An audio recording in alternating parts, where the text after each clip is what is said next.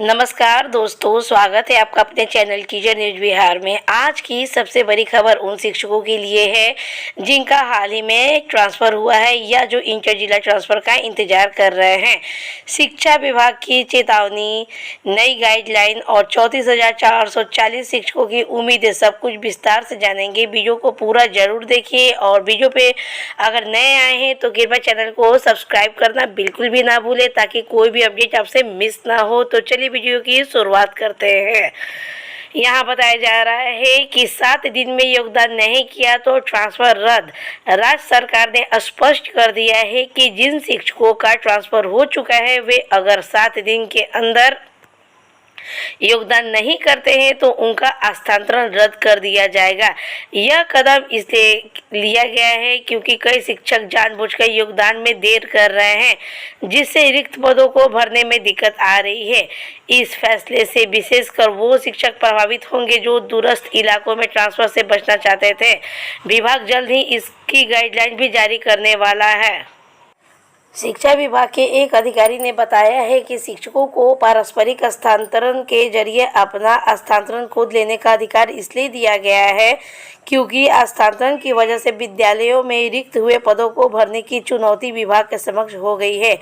पारस्परिक स्थानांतरण के जरिए शिक्षकों को अपना स्थानांतरण खुद लेने की संबंधी आदेश में शिक्षा विभाग ने कहा है कि राज्य सरकार द्वारा विभिन्न चरणों में शिक्षकों का ट्रांसफ़र किया गया है। यह भी देखा गया है कि शिक्षकों का 400 किलोमीटर की दूरी से 30 किलोमीटर की दूरी पर पदस्थापन होने के बावजूद भी वे संतुष्ट नहीं हैं और उनके द्वारा विभिन्न स्तर पर शिकायत दर्ज कराई जा रही है।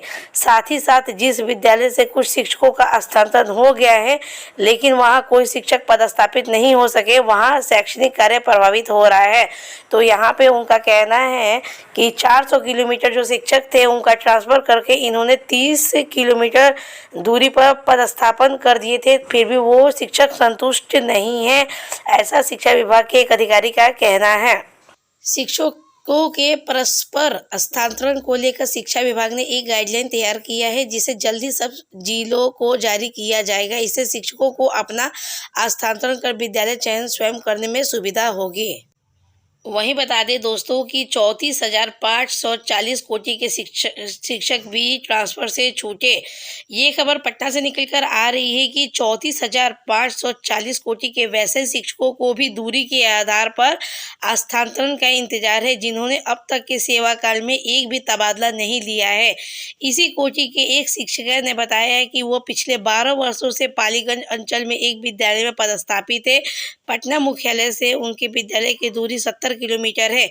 नियुक्ति के बाद से उनका स्थानांतरण एक बार भी नहीं हुआ है, जबकि उनके साथ की शिक्षिका का दूसरी बार स्थानांतरण हो चुका है, पर उनके आवेदन पर अभी भी कोई विचार नहीं हुआ है।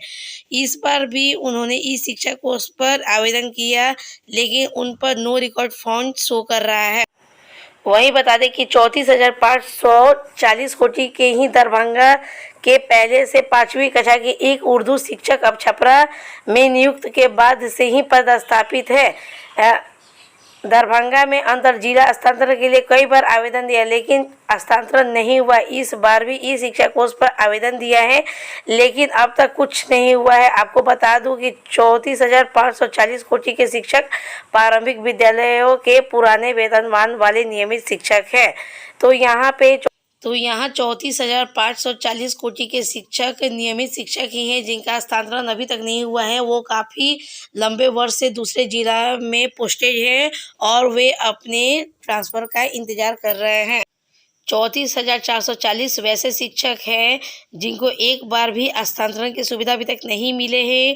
इनमें से कई शिक्षक ऐसे हैं जो पिछले 10 से 12 सालों में एक ही जगह में कार्यरत है लेकिन उनका ट्रांसफ़र अब तक नहीं हुआ है। तो शिक्षा विभाग को सोचना चाहिए कि ये लोग ट्रांसफ़र के लिए आवेदन किए हैं तो इनका ट्रांसफ़र करना चाहिए। ये सभी शिक्षक अंतर जिला ट्रांसफ़र के लिए आवेदन किए थे और अंतर जिला शिक्षक का एक का भी ट्रांसफ़र अभी तक नहीं हुआ है। वहीं बता दें दोस्तों कि शिक्षकों के पारस्परिक हस्तांतरण को लेकर गाइडलाइन बहुत ही जल्द जारी होने वाला है। अनुदेश जारी होने के बाद स्थिति होगी साफ। 5वें से ऊपर के कक्षाओं के शिक्षकों को है इंतजार। जैसा कि आप सभी जानते हैं कि 6 से 12 का अभी तक स्कूल आवंटन की सूची जारी नहीं की गई है। इससे वो लोग काफ़ी परेशान हैं कि उनका लिस्ट कब तक जारी होगा। तो यहाँ पे बताया जा रहा है कि उन लोगों को अभी तक इंतजार ही है। शिक्षकों के पारस्परिक हस्तांतरण का गाइडलाइन जल्द जारी होगी। गाइडलाइन 10 जुलाई के पहले आएगा, इसलिए कि 10 जुलाई से ही शिक्षक अपना पारस्परिक हस्तांतरण लेंगे।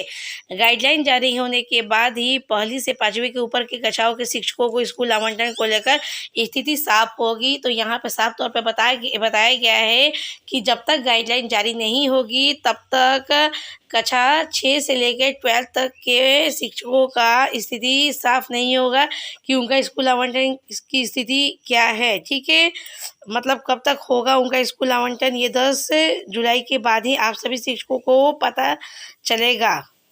वहीं राज्य सरकार ने शिक्षा विभाग के अपर मुख्य सचिव डॉक्टर ए सिद्धार्थ को के पाठक के हस्तांतरण के बाद सौंपी थी कुर्सी। के पाठक के कार्यालय में बिहार लोक सेवा आयोग की परीक्षा के आधार पर 2 चरणों में बहाल अध्यापकों की पोस्टिंग हो चुकी थी।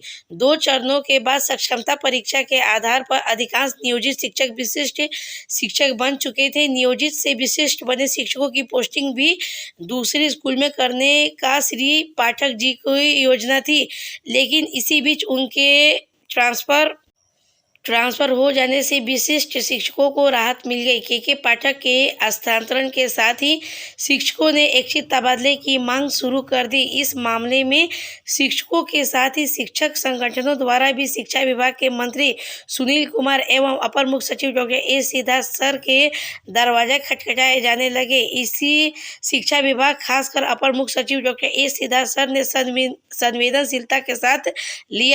शिक्षा विभाग के सूत्रों की माने तो अब तक 61,106 शिक्षकों को स्कूल आवंटन हुआ है। इनमें ऐसे शिक्षकों की संख्या 4,000 से भी कम है जिन्हें उनका ऑप्शन नहीं मिला है। बहरहाल दूरी के आधार पर स्कूल आवंटन का इंतजार कर रहे 6ठे से लेके 8वीं, 9वीं, 10वीं एवं 11वें 12वें कक्षा के शिक्षकों के सामने यह सवाल है कि पारस्परिक हस्तांतरण में भी वे शामिल है या उनका स्कूल आवंटन अलग से होगा। बहरहाल इसे सवाल के जवाब के लिए उन्हें पारस्परिक हस्तांतरण के गाइडलाइन का इंतजार करना होगा। तो यहाँ स्पष्ट रूप से बता दिया गया है कि 6 से लेकर 12 तक के शिक्षकों का स्कूल आवंटन की सूची अभी जारी नहीं की जाएगी। जब तक गाइडलाइन तैयार नहीं हो जाती है उसके बाद ही इन शिक्षकों की सूची जारी की जाएगी। विभाग जल्द ही पारस्परिक हस्तांतरण के लिए भी स्पष्ट गाइडलाइन जारी करेगा। जिन शिक्षकों का ट्रांसफ़र कंफर्म हो चुका है उन्हें अब योगदान ऑनलाइन माध्यम से दर्ज करना होगा। इसके लिए पोर्टल बनाया जा रहा है। 34,440 शिक्षकों के लिए भी एक अलग प्रक्रिया लाई जा सकती है ताकि सिस्टम की खामियों को सुधारा जा सके। तो दोस्तों, ऐसे अपडेट पाने के लिए चैनल को सब्सक्राइब जरूर कीजिएगा। मन में किसी तरह का प्रश्न हो तो कमेंट बॉक्स में ज़रूर बताइएगा। कक्षा 6 से 12 तक क्या स्कूल आवंटन की सूची अभी जारी नहीं की जाएगी। अभी आप लोगों को थोड़ा और इंतज़ार करना होगा। तो वीडियो को अधिक से अधिक शेयर करें ताकि हर किसी को ये जानकारी मिल सके जो परेशान है कि 6 से लेकर 12 तक की सूची कब तक जारी होगी। ठीक है, ऐसे ही अपडेट पाने के लिए चैनल को लाइक, सब्सक्राइब, शेयर और कमेंट जरूर कीजिए। मिलते हैं नेक्स्ट वीडियो में, तब तक के लिए जय हिंद, जय भारत।